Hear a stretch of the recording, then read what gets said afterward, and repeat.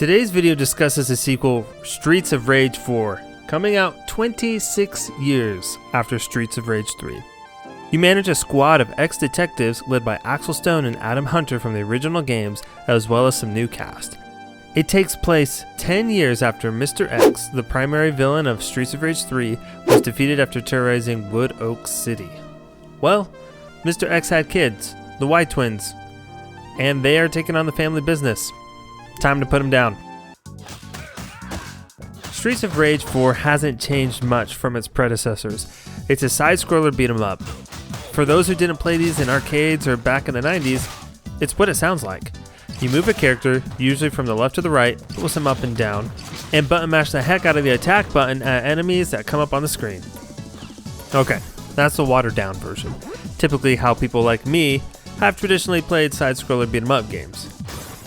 However, there are plenty of combos you can do to pull off some massively damaging attacks, blocks, etc. that aren't too difficult to learn.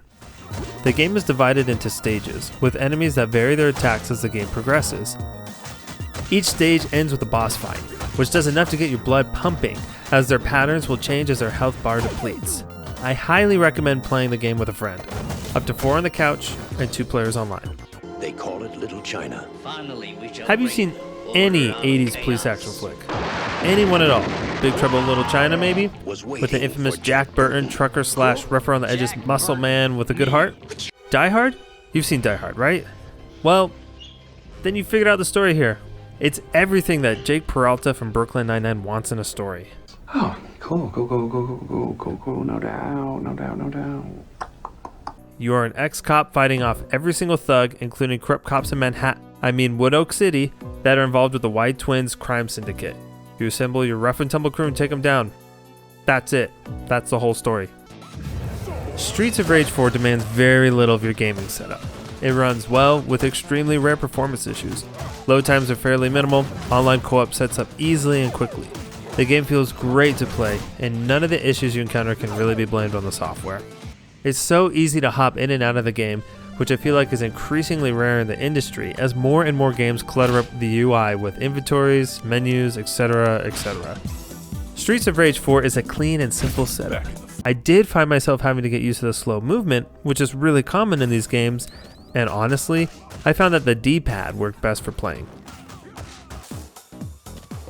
Streets of Rage 4 has some interesting combos and healing systems that you can use when attacking people, which is a great innovation on the genre. Most of these games that are in some sense throwbacks to older games have incorporated quality of life adjustments common in contemporary gaming. Streets of Rage 4 adds in some of these mechanics that mitigate the limited life you have while playing. It's possible to get some health back if you successfully pull off certain combos, etc. As far as colorblind options, damage multipliers, etc., I didn't see any in the options menu. As is par for the course, there are difficulty options that accommodate many gamers.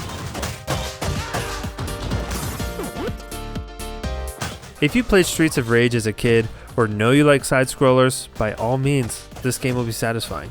If you like outrageously over-the-top police narratives, you should queue up the game immediately. If you want a fresh 2020 take on beat-em-ups, then this is the game for you. If the genre or narrative turns you off, then you probably won't get through the first few stages. Thanks for watching this episode of Will I Like It? Please tune into our podcast, The Pre-Order Bonus, now available on all major podcast platforms. Links in the description. If you enjoyed the video, a thumbs up or subscription is greatly appreciated. Be sure to catch us on Twitter at PreorderCast or Mixer.com/ChipTip18 or Mixer.com/RocksBack in order to get more on game analysis, news, and discussion. See you there.